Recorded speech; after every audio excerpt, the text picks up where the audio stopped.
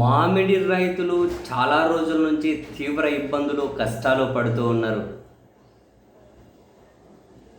ధరలు రావట్లేదు అని మామిడికాయల పీకి రోడ్డు పక్కన కుప్పలు పడేసుకున్నారు. చెట్లు నరికేసుకున్నారు. ఆవేదన చెందారు. కన్నీళ్లతో వీడియోలు చేశారు. వీళ్ళ వార్తలను మనలాంటి వాళ్ళ దగ్గర నుంచి ఫ్రంట్ లైన్ మీడియా వరకు అందరూ కూడా ప్రభుత్వానికి బానిసత్వం చేసేవాళ్ళు తప్ప అందరూ వీళ్ళ బాధలు ప్రపంచానికి చెబుతూ వచ్చారు. ప్రభుత్వంలో ఎక్కడా చలనం కనిపించలేదు. జగన్మోహన్ రెడ్డి గారు ఎప్పుడైతే బంగారుపాలెం వెళ్ళి చిత్తూరు జిల్లా మామిడి రైతులను పరామర్శించి వాళ్ళ కష్టాలు తెలుసుకోవడం కోసం స్వయాన వెళ్తా అన్నారు. అదిగో అప్పుడు స్టార్ట్ అయ్యే ముఖ్యమంత్రి వరుసగా సమీక్షలు చేశారు.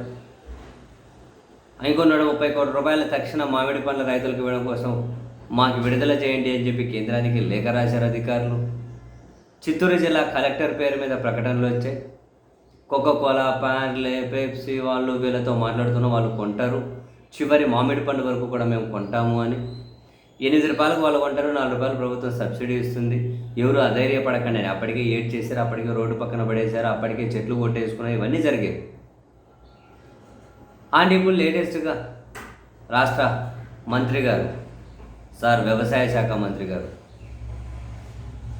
ఆయన కేంద్ర వ్యవసాయ శాఖ మంత్రి శివరాజ్ సింగ్ చౌహాన్ గారిని కలిశారు. వెళ్ళి మా మామిడి రైతులు కష్టాల్లో ఉన్నారు, మీరు సహాయం చేయండి, ఆదుకోండి.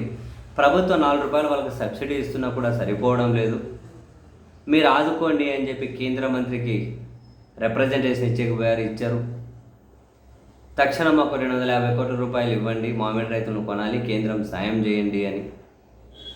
ఎప్పుడైతే జగన్మోహన్ రెడ్డి గారు వెళ్తా అంటారో, షెడ్యూల్ ప్రకటిస్తారు, ముఖ్యమంత్రి, మంత్రి, కలెక్టర్, ఇంక వాళ్ళ పత్రికలు, వాళ్ళ టీవీ ఛానళ్ళు పుంకాలుగా ఉన్నది లేనిది రాసుకుంటూ, ఇందుకు ఇప్పుడు జగన్మోహన్ రెడ్డి గారు ఎక్కడికి వెళ్తాను, జగన్మోహన్ రెడ్డి గారు ఆ సమస్యను హైలైట్ చేస్తాను, ఆ సమస్య మీద జగన్ గారు స్పందించేంత వరకు ప్రభుత్వానికి ఇవేమీ తెలియవా?